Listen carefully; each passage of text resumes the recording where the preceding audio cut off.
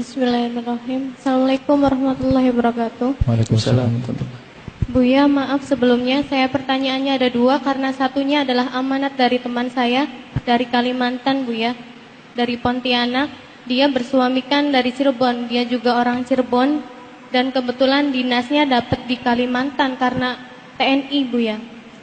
Dan setelah perkawinan itu ternyata dia, maaf Buya, tidak melaksanakan sholat dan puasa. Siapa suaminya? Suaminya tidak melaksanakan sholat dan puasa Ramadan. Dan ayahnya itu mengetahui seperti itu, marah dan melarangnya untuk pergi ke Pontianak lagi. Apakah harus memilih seorang suami atau ayahnya dia begitu? Pesannya begitu, Bu ya. Dan pertanyaan dari saya sendiri adalah bagaimana cara menyampaikan pendapat untuk sang pemimpin, dalam hal ini adalah pemerintah. Apakah berdemonstrasi di jalan raya itu merupakan etika yang dibolehkan dalam agama Islam begitu? Itu saja, terima kasih. Assalamualaikum warahmatullahi wabarakatuh. Suaminya enggak sholat, nah ini kan bermasalah. Bagaimana suaminya tidak sholat? Kalau suaminya tidak sholat, nah ini di dalam mazhab Imam Syafi'i memang seorang yang tidak sholat, asalkan dia masih mengatakan sholat itu wajib, maka tidak terceraikan. Tetapi kalau seorang suami itu fasik, halal haknya seorang perempuan untuk minta cerai. Karena fasik itu menghilangkan rahmat dalam rumah tangga, dan orang fasik itu mudah melakukan kemaksiatan yang lainnya.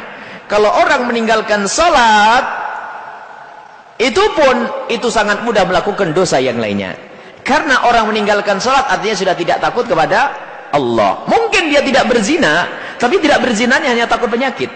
Karena orang pada dasarnya kalau sudah tidak takut kepada Allah, maka mudah melakukan kemaksiatan yang lainnya. Makanya ini haknya seorang wanita.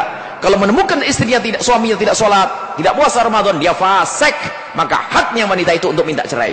Karena tidak ada perlunya berdampingan dengan orang kayak begitu. Cuman harus memulai dengan yang namanya pendidikan dulu. Apa yang dilakukan oleh seorang ayah melarang anaknya kembali kepada suami, wajar, betul. Kalau menurut mazhab Imam Syafi'i tidak sholat masih tetap suami istri. Tapi kalau menurut mazhab Imam Ahmad bin Hambal, dan boleh difatwakan kalau memang mendesak, bahwasanya kalau suami tidak melakukan sholat terbukti dan benar melalui pengakuannya, maka secara otomatis terceraikan menurut mazhab. Karena apa? Menurut mazhab Imam Ahmad bin Hambal, orang yang meninggalkan sholat adalah kafir. Ahdi baini wa baina abdi as-salat wa man tarakaha faqad kafar. Ikatan antara aku dengan hambaku, hadis qudsi, salat. Kalau sudah tidak melakukan salat telah kafir. Ini menurut Imam Ahmad bin Hambal. Jadi sang bapak tersebut satu tindakan yang bijak asalkan benar-benar terbukti sang suami itu tidak sholat. Tapi tolong kalau bisa sampai sang suami datang dipanggil, disuruh sholat. Kalau masih tidak mau, lanjutkanlah kalau memang harus dipisah. Karena apa? Kalau sudah bapak tidak sholat, nggak ada perlunya, anaknya pun bakal nular tidak sholat. Tetapi tetap wahai para istri, berjuang untuk menyelamatkan orang yang tidak sholat itu penting. Nasihati dulu. Mungkin anda tidak bisa nasihati, bawa ke tempat yang mulia, bawa ke tempatnya ulama, itu adalah penting. Perlahan demi perlahan ya. Jangan buru-buru gara-gara dengar majelis ini langsung semuanya minta cerai. Gara-gara tidak begitu. Artinya memang haknya anda. Akan tapi semakin dungu kalau sudah tahu suaminya mabuk tidak sholat kok masih mau saja. Ini juga dungu sebetulnya. Karena apa? Orang yang tidak sholat di dalam rumahmu itu mengundang murka Allah yang akan ditimpakan kepada yang tidak sholat dan yang sholat sekalian. Allah. Ayo. Jangan sampai ada di rumah kita ada satu orang tidak sholat. Biarpun pembantu di rumah kita itu loh yang tidak sholat, itu menjadikan murka Allah akan ditumpahkan kepada orang yang tidak sholat dan yang sholat sekalian.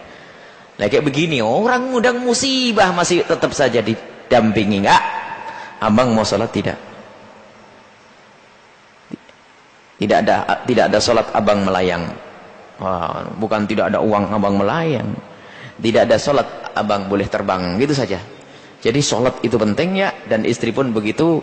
Seorang suami harus tegas kepada istrinya, harus sholat. Kalau tidak mau melakukan sholat dan kewajiban-kewajiban, Jangan terlalu lama. Kadang-kadang berpikir, gimana sudah terlanjur punya anak 2. Istrimu tuh subur, bisa punya anak 10 nanti. Hati-hati, masih mumpung 2 ini. Selesaikan, karena urusan rasa takut kepada Allah ini. Kalau tidak ditegesin begini, ngentengin semuanya. Ngentengin. Biasanya ada hati, mumpung ada cinta. Mungkin suami yang tidak sholat tadi ada cinta kepada istri.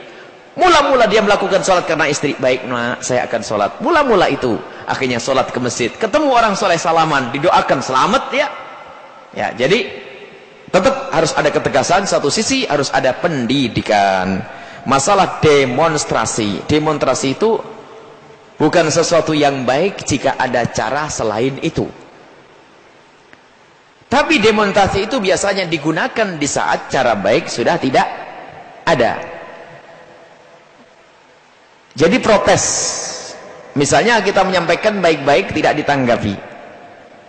Dan sudah benar-benar kita menyampaikan kebaikan kepadanya, tidak memberikan jawaban dan tidak menjanjikan memberikan jawaban. Cuman kadang-kadang ada 2 kutub ekstrim. Yang demonstrasi berlebihan, mengajukan, menyodorkan permasalahan usulannya pun tidak pernah disampaikan. Buru-buru demonstrasi sudah tidak benar. Jadi demonstrasi menuntut sebuah kemaslahatan misalnya. Menuntut diajukan, setelah diajukan ditunggu kapan Pak pejabat, Pak Bupati, Wali Kota, kapan memberikan jawaban. Agar dikaji dan dipikir. Setelah itu, kok tidak memberikan jawaban, mungkin saat itu kita menyampaikan lagi, baru demonstrasi, tapi syaratnya tidak terjadi kerusakan. Dan demonstrasi maknanya apa? Mengingatkan dengan cara yang lebih tegas. Kalau biasanya kan mengingatkan dengan lembut, bil hikmah, dengan kalimat yang baik. Kalau orang sudah tidak bisa diingatkan dengan sesuatu yang lembut, maka boleh diingatkan dengan sesuatu yang tegas, bukan kasar, tegas. Jadi sebenarnya mengingatkan demonstrasi, kalau makna mengingatkan, dia termasuk masuk bab amar ma'ruf nahi mungkar. Misalnya ada kezaliman di sana, kaum muslimin dibeginin, kenapa tidak bertindak? Protes kita. Tunjukkan bahasanya kita tidak setuju. Itu sesuatu yang cuman kadang-kadang dikit-dikit demonstrasi, mecahin kaca, picisan tuh. Haram mecahin kaca.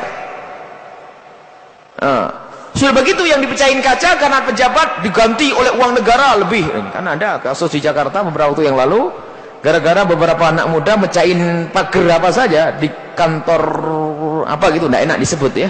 Sebuah instansi pagernya saja dirusak. Minta ganti kepada pemerintah apa? Ini pemerintah juga sih. Minta ganti miliaran, tambah kacau lagi ya. Jadi memang yang jahat akan timbul kejahatan lagi, sehingga itu tidak ada masalahnya. Kalau memang ada demonstrasi harus ada prosedurnya untuk menuju sesuatu yang benar-benar baik. Setelah kita titi dengan cara yang baik tidak bisa, maka demonstrasi.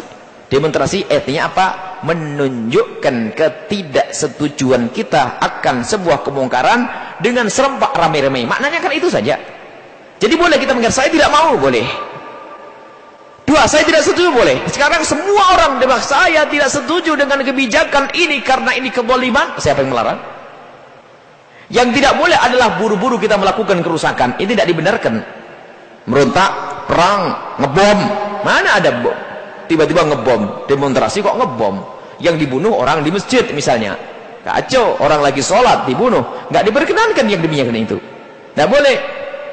Ada cara yang dibenarkan oleh syariat Nabi SAW.